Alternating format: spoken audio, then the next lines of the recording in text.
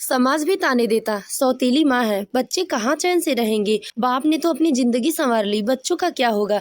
बच्चे ये सब सुनते और अंदर ही अंदर टूटते। मोहन अक्सर अपने भाई से कहता, भैया काश माँ होती तो हमें इतना नहीं सहना पड़ता। राघव और मोहन की दुनिया उसकी माँ सुनीता से शुरू होकर उसी पर खत्म होती थी। सुबह उठते ही उनकी नन्ही आंखें माँ का चेहरा ढूंढती। स्कूल जाते समय माँ के हाथ की बनी रोटी पराठे और रात को माँ की गोदी में सोना, यही उनकी दुनिया थी। लेकिन नियति को शायद बच्चों की मासूमियत पर तरस नहीं आया। अचानक तेज बुखार ने सुनीता को कुछ दिनों में हमेशा के लिए उसे छीन लिया। घर का आंगन सुनसान हो गया। राघव जो अभी 10 साल का था, रोते रोते कहता, पापा हमारी माँ कहाँ चली गई, वो हमें छोड़कर क्यों गई। मोहन जो केवल 7 साल का था, रात में माँ माँ पुकारते हुए सो जाता। रामनाथ अपने बच्चों को दिलासा देते खुद पर अंदर से टूट जाते। खाना बनाने, घर संभालने, बच्चों की पढ़ाई, सब कुछ बिखरने लगा था। रिश्तेदार और समाज वालों की बातें बढ़ने लगी थी। बच्चे छोटे छोटे थे, अकेला आदमी कैसे संभालेगा, शादी कर लेनी चाहिए। मजबूरी में रामनाथ ने कुछ महीनों बाद शादी कर ली। नई दुल्हन शकुंतला घर में आई। शुरुआत में उसने बच्चों से बहुत प्यार जताया, मीठे मीठे बोल बोलकर सबको लगा जैसे शायद ये औरत सच में बच्चों की माँ का साया दे देगी। राघव और मोहन भी भोलेपन में सोचने लगे, अब हमें माँ मिल गई है, अब कोई हमें डांटेगा नहीं। लेकिन धीरे धीरे शकुंतला का असली चेहरा सामने आने लगा। सुबह जब बच्चे स्कूल जाने के लिए तैयार होते तो शकुंतला चिढ़कर कहती, इतनी सुबह सुबह उठकर तंग मत करो, खुद ही देख लो अपना। कई बार दोनों बच्चों को खाली पेट ही स्कूल जाना पड़ता था। कभी कभी राघव ने अपने हिस्से की सूखी रोटी छोटे भाई मोहन को दे देता। शकुंतला बाहर वालों के सामने बनावटी मिठास से कहती, मैं तो इन बच्चों को अपने बच्चों जैसा मानती हूँ, लेकिन जैसे ही दरवाजा बंद होता वह ताने मारना शुरू कर देती, तुम लोग बोझ हो मेरे ऊपर, मैं क्यों तुम्हारी देखभाल करूँ। रामनाथ अपने बच्चों से बहुत प्यार करते थे, पर शकुंतला का रोज रोज का रोना धोना उन्हें परेशान कर रहा था। वो कहती, आपके बच्चे मुझे नौकरानी बना देंगे, मैं क्या उनकी दासी हूँ। अगर इन्हें रखना है तो खुद संभाल लो, वरना मैं ये घर छोड़ दूंगी। रामनाथ असमंजस में पड़ जाते। एक ओर अपने बच्चे, दूसरी ओर पत्नी की जिद। कई बार वह गुस्से में आकर बच्चों को ही डांट देते, तुम लोग अपनी माँ को क्यों परेशान करते हो। राघव और मोहन की आंखें भर आती। वे सोचते, क्या हम सच में गलती कर रहे हैं, माँ के बिना हमारा क्या कसूर है। समाज भी ताने देता, सौतेली माँ है, बच्चे कहाँ चैन से रहेंगे। बाप तो अपनी जिंदगी संवार ली, बच्चों का क्या होगा। बच्चे ये सुनते और अंदर से टूट जाते। मोहन अक्सर अपने भाई से कहता, भैया काश माँ होती, हमें इतना नहीं सहना पड़ता। राघव और मोहन का बचपन जैसा कभी नहीं रहा। जब मोहल्ले के बाकी बच्चे पतंग उड़ाते, खेल कूद करते, तब ये दोनों भाई कामों में लगे रहते, कभी पानी भरते, कभी बर्तन धोते। मोहन मासूमियत से पूछता, भैया क्या हम भी कभी पतंग उड़ाएंगे। तो राघव उसके सिर पर हाथ फेरते हुए बस इतना कह देता, एक दिन जरूर मोहन, लेकिन अभी हमें काम करना है। दोनों का रिश्ता इतना गहरा था कि वो एक दूसरे के लिए सब कुछ थे, माँ भी, बाप भी और दोस्त भी। कभी राघव अपने हिस्से की रोटी मोहन को दे देता, तो कभी मोहन छुपकर मिट्टी की कटोरी में गुड़ पानी घोलकर भैया को खिला देता। रात को जब सब सो जाते तो दोनों चुपके से गले लगकर माँ को याद करते हुए रोते रोते सो जाते। हालांकि सौतेली माँ का जुल्म हर दिन बढ़ता जा रहा था, लेकिन मोहल्ले के कुछ लोग उनका सहारा बन जाते। बगल वाली बुआ जी दीवार के पास से 2 रोटियां फेंक देती और शर्मा अंकल जी अपने घर की रोशनी से बैठकर पढ़ने देते। ये छोटे छोटे सहारे उनके लिए बहुत बड़े थे। मोहन अक्सर पूछता, भैया क्यों हमारा बचपन दूसरों जैसा नहीं है, क्यों हमें माँ का हाथ नहीं मिला। तब राघव उसका हाथ पकड़कर कहता, शायद भगवान हमें आजमा रहे हैं, लेकिन याद रखना अगर हम साथ हैं तो कोई हमें हरा नहीं सकता। यही भरोसा और भाईचारा उनके टूटे हुए बचपन की सबसे बड़ी ताकत था। राघव जो छोटा होते हुए भी बड़ा बन चुका था, उसे गले लगाकर कहता, मोहन हमें खुद ही मजबूत बनना होगा, कोई नहीं है हमारे साथ। राघव और मोहन दोनों ही पास के सरकारी स्कूल में पढ़ते। पहले जब उनकी असली माँ जिंदा होती तो हर दिन माँ टिफिन में पराठे, सब्जी और कभी कभी हलवा रख देती। बच्चे बड़े गर्व से अपना टिफिन दोस्तों को दिखाते, लेकिन अब हालात बदल चुके थे। अक्सर उनका टिफिन खाली होता, कभी तो सिर्फ सूखी रोटी तो कभी नमक लगी 2 फाक प्याज होती। दोस्त हंसते, देखो इनके घर में तो खाने को कुछ नहीं मिलता। मोहन शर्म से सिर झुका लेता। राघव हिम्मत दिखाकर कहता, हमारे घर में ये ही नहीं बनता, हमें आदत है। पर अंदर ही अंदर दोनों भाई टूट जाते। पड़ोस में रहने वाली बुआ जी अक्सर कहती, अरे रामनाथ, बच्चे तो सूखकर कांटा हो रहे हैं, लगता है घर में अब पहले जैसा प्यार नहीं रहा। रामनाथ को ये सब सुनकर शर्म आती, लेकिन वो खुलकर कुछ नहीं कह पाता।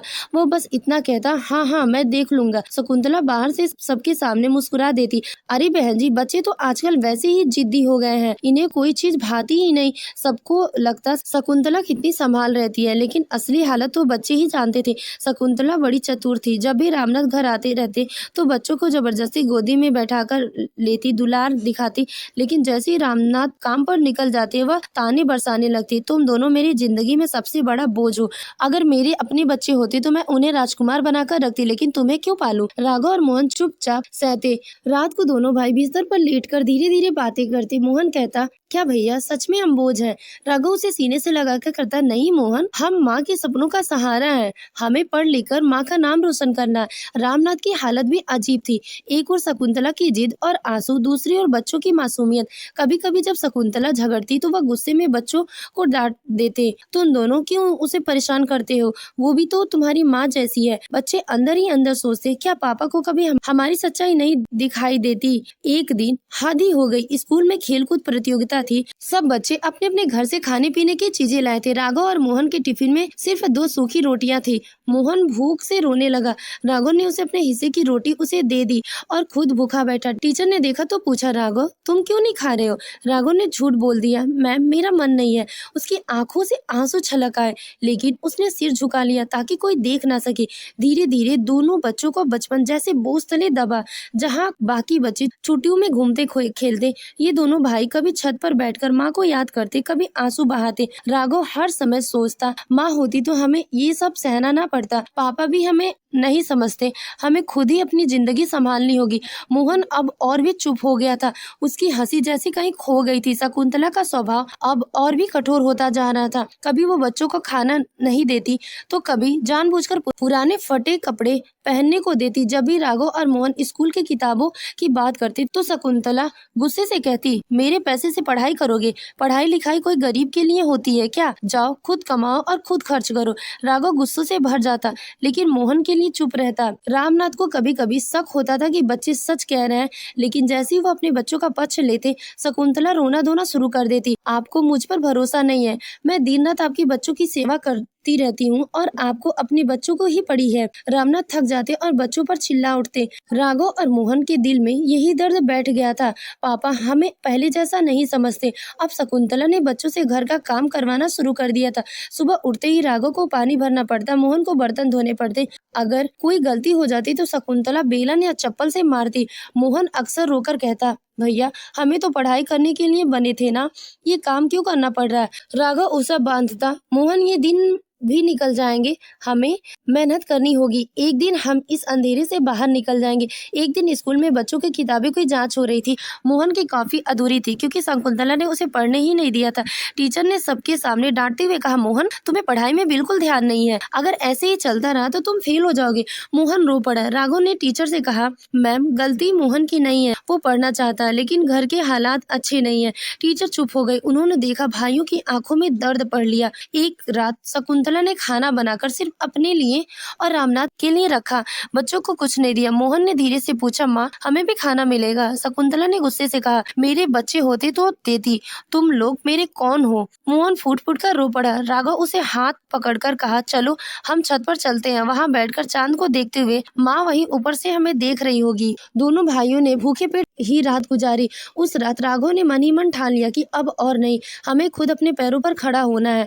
अगर हमें पढ़ाई करनी है तो हमें खुद ही रास्ता बनाना पड़ेगा। उसने अगले ही दिन मोहल्ले के बच्चों को ट्यूशन पढ़ाना शुरू कर दिया। छोटे छोटे बच्चे को ABCD और गिनती सिखाकर थोड़े पैसे कमाने लगा। मोहन भी छोटे मोटे काम करने लगा, कभी सब्जी वाले की मदद करता, कभी दुकान पर सामान पहुंचाता। दोनों भाइयों ने जो पैसा मिलता उसे अपनी किताबें खरीदती। भले ही घर में सौतेली माँ का जुल्म बढ़ता रहा, लेकिन अब दोनों भाइयों के दिल में एक नई आस और हिम्मत जग चुकी थी।